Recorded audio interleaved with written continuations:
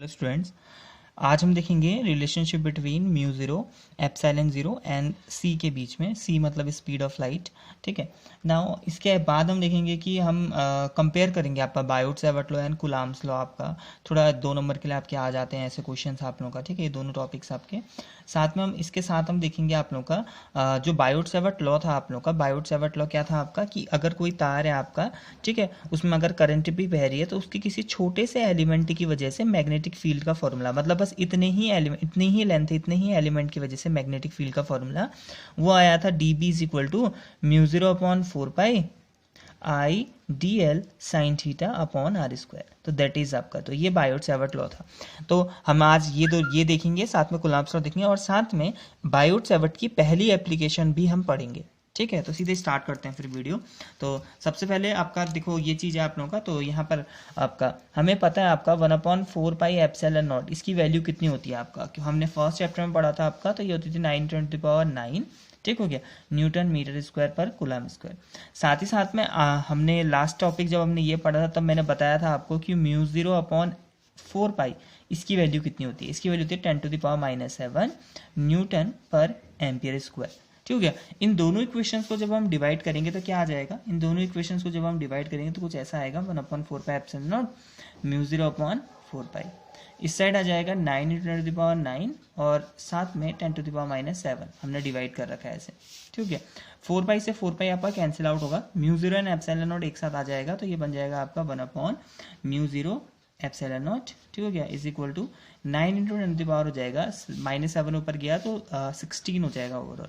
तो इसको मैं ऐसा लिख सकता हूँ 1/म्यू zero epsilon not is equal to 3×10⁸ का स्क्वायर।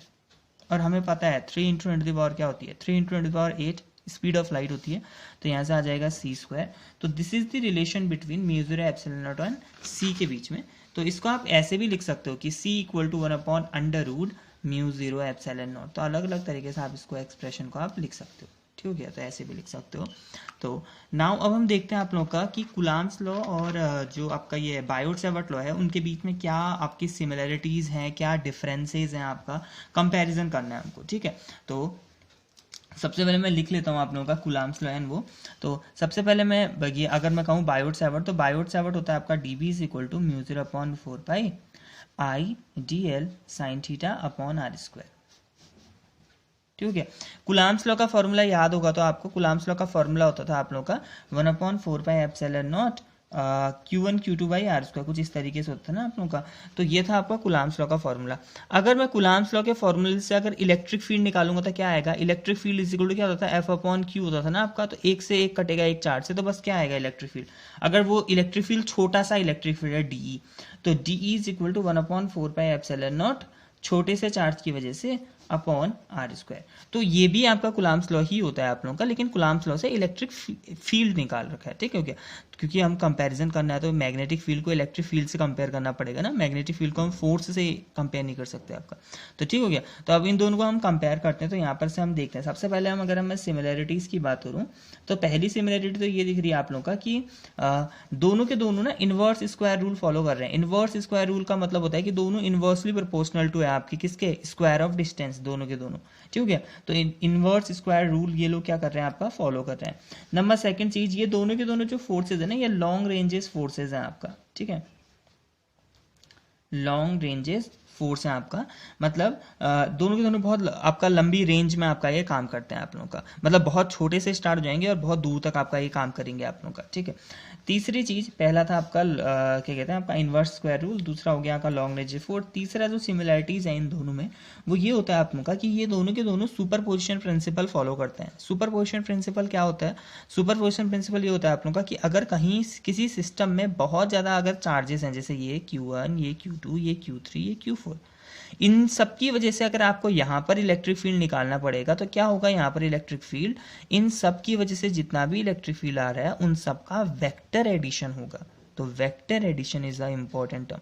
सिमिलरली वैसे ही मैग्नेटिक फील्ड भी क्या होता है, सारे के सारे जितने भी आपके यहाँ पर प्रेजेंट है मैग्नेटिक फील्ड, उन सब का क्या होगा, वेक्टर एडिशन होगा किसी पॉइंट पे।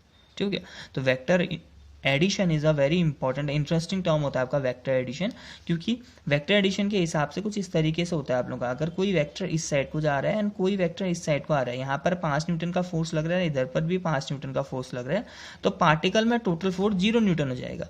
ठीक हो गया, टोटल फोर्स नेट फोर्स जो पार्टिकल में हो जाएगा वो कितना हो जाएगा 0, क्योंकि ये 5 ना। तो दैट वाज आपका इंटरेस्टिंग आपका, क्योंकि वो क्या होता है आप लोगों का जो वेक्टर होता है वो ऑपोजिट डायरेक्शन में घट जाता है। ऐसे ही अगर ये 5 अगर ऐसे है ये अगर 5 न्यूटन यहाँ पर है एंड 5 न्यूटन यहाँ पर है, तो ओवरऑल जो फोर्स आपका काम करेगा आप लोगों का वो ना इधर को जाएगा ना इधर को, वो जाएगा इस डायरेक्शन में। ठीक है, this is the overall direction of particle. And साथ में ये जो ओवरऑल जो इन दोनों को जोड़ के आएगा वो 5 नहीं होगा, वो होगा आपका 5√2 होगा। ठीक है, ऐसे ही अगर 5 न्यूटन अगर किसी पार्टिकल को सेम डायरेक्शन में लग रहे हैं आपका, तो उसमें जो फोर्स हो जाएगा वो हो जाएगा कितना ओवरऑल 10 न्यूटन का। दैट वाज आपका। तो ये है आप लोगों का तो वेक्टर एडिशन का मतलब, तो सबकी आप डायरेक्शंस देखते हैं एंड देन जाके हम उनको डायरेक्शंस को देख के हम ऐड करते हैं आप लोगों का। तो दैट वाज आपका। ठीक है, और साथ में आप लोगों का जो फोर्थ है आप लोगों का वो ये है कि जो ये है आपका मैग्नेटिक फील्ड, ये भी क्या करता है ना मीडियम में डिपेंड करता है, साथ में ये भी मीडियम में डिपेंड करता है। ये कैसे करता है मीडियम में डिपेंड, क्योंकि इसके फॉर्मूले में म्यू0 आ रखा है। म्यू0 का मतलब होता है आप लोगों का कि मीडियम की परमिएबिलिटी कितनी है, एंड जो इलेक्ट्रिक फील्ड है वो एप्सिलॉन नॉट में डिपेंड कर रहा है, एंड एप्सिलॉन नॉट होता है मीडियम की परमिटिविटी कितनी है आपका। ठीक हो गया, तो that was the similarities. Now आते हैं आपके इन दोनों के बीच में अगर मैं डिफरेंसेस की बात करूं, तो डिफरेंसेस सबसे पहला डिफरेंस ये होगा आप लोगों का कि यहाँ पर जो ये आ रखा है ना आईडीएल, ये वेक्टर क्वांटिटी होता है। हम जब करंट एंड डीएल एक साथ लिखते हैं तो ये बन जाता है current element and it is a vector quantity. While यहाँ पर आ रखा है चार्ज, जो चार्ज है वो वेक्टर क्वांटिटी नहीं है। ठीक है, तो डीबी में यहाँ पर एक वेक्टर क्वांटिटी आई है, वाइल इसमें नहीं आई है। दूसरी ये जो है इसमें साइन थीटा आ रखा है, वाइल इसमें नहीं आ रखा है। कहने का मतलब कि ये एंगल में डिपेंड कर रहा है आप लोगों का, वाइल इसका ऐसा कुछ नहीं है आप लोगों का। तो साइन थीटा आपने साइन थीटा में डिपेंड कर रहा है, वाइल ये नहीं कर रहा है। ठीक हो गया, तो ये हो गए आपके इनके कुछ डिफरेंसेस आप लोगों का। नाउ अब हम आते हैं आप लोगों का कि जो आपका बायोट-सावर्त लॉ हमने देखा था उसकी पहली एप्लीकेशन इंपॉर्टेंट है आप लोगों का। वैसे कंपैरेटिवली बहुत ज़्यादा इंपॉर्टेंट नहीं, लेकिन ये टॉपिक आता है आपका। ठीक है, थोड़ा सा आपका अटपटा सा है। तो मैग्नेटिक फील्ड ड्यू टू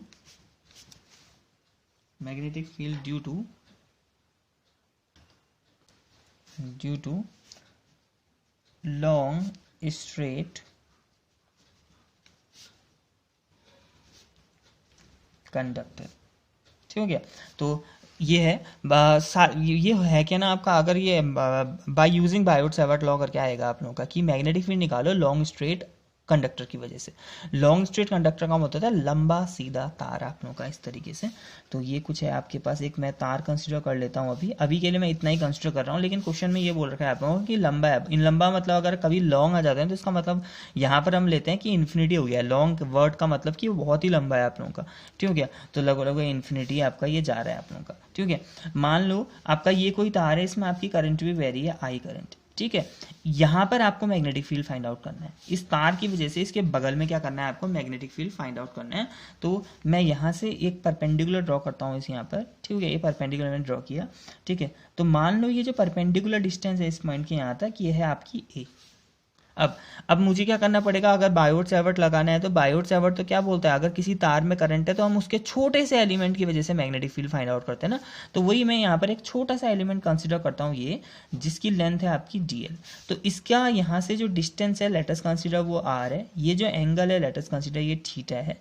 ठीक हो गया, तो इस छोटे से एलिमेंट की वजह से इस p पॉइंट पर मैग्नेटिक फील्ड कितना होगा। ठीक है, p पॉइंट पर मैग्नेटिक फील्ड इस छोटे से एलिमेंट की वजह से। ठीक है, तो ये हो जाएगा आपके पास dB is equal to μ0/4 I dl sine theta upon r²। हो जाएगा, कोई दिक्कत नहीं।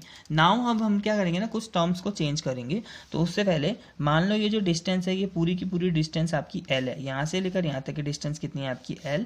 इसका नाम देता हूँ p है तो इसका नाम o देता हूँ, इसका नाम a देता हूँ। ठीक है, एंड ये जो तार है इसका नाम देता हूँ xy। नाउ कुछ चीज़ें और चीज़ें लिख लेता हूँ, ये 90 है थीटा और ये वाले एंगल को मैं मान लेता हूँ अपनी तरफ से आपका फाई। तो अब आते हैं मैं इन ट्राइंगल OPA में। अगर मैं OPA में आऊँ तो यहाँ से ये हो रहा है theta plus phi plus 90 degree is equal to 180 degree. होगा नहीं होगा, तीनों इंटीरियर एंगल्स को जोड़ के 180 आएगा आपका। यहाँ से थीटा की वैल्यू कितनी आएगी 90 माइनस फाई। कुछ इतना आएगा। इसको बोल दे, इसको equation number 1, this is equation number 2। Now अब मैं आता हूँ आप लोगों का इसी ट्राइंगल में, अब मैं थोड़ा सा ट्रिग्नोमेट्री लगाता हूँ आप लोगों का, ठीक है। तो सबसे पहले मैं लगाता हूँ सेक फाई। तो सेक फाई ये है फाई एंड सेक फाई। तो सेक क्या होता है आप लोगों का? सेक होता है आपका हाइपोटेनस अपॉन बेस। तो हाइपोटेनस अपॉन बेस तो आर अपॉन ए। यहाँ से आर इज इक्वल टू क्या आ जाएगा? यहाँ से आर इज इक्वल टू आ जाएगा a sec phi. This is equation number 3। Now मैं इसी ट्राइंगल में आता हूँ और मैं इस ट्राइंगल में टेन फाई लगाता हूँ। तो tan phi is equal to क्या होगा? टेन फाई होता है परपेंडिकुलर अपॉन बेस। तो perpendicular L upon base A. तो यहाँ से एल इज इक्वल टू आ जाएगा ए टेन फाई। अभी मैं बताऊंगा हमने ऐसा काम क्यों किया, ठीक है। लेकिन अभी L is equal to A tan phi आप लोग का दोनों तरफ डिफरेंशिएट कर दो। तो डिफरेंशिएटिंग बोथ साइड। तो जैसे ही आप डिफरेंशिएट करोगे तो एल का तो हो जाएगा डी एल, ठीक हो गया। ए का हम फाई के रिस्पेक्ट में कर रहे हैं आप लोगों का, तो यहाँ पर ऐसा वैसा ऐसा होगा। अगर फाई के रिस्पेक्ट में तो D L upon D phi होगा आपका, ठीक है। यहाँ पर ए हो जाएगा 10 का हो जाएगा sec square phi and phi का क्या होगा? D phi. कुछ इस तरीके से आप लोग का, ठीक हो गया। तो मैंने कर दिया दोनों तरफ डिफरेंशिएट। देखो मैंने ये काम इसलिए किया ना, जो आपका ये जो एक्सप्रेशन आपका आया था आप लोगों का, ठीक है।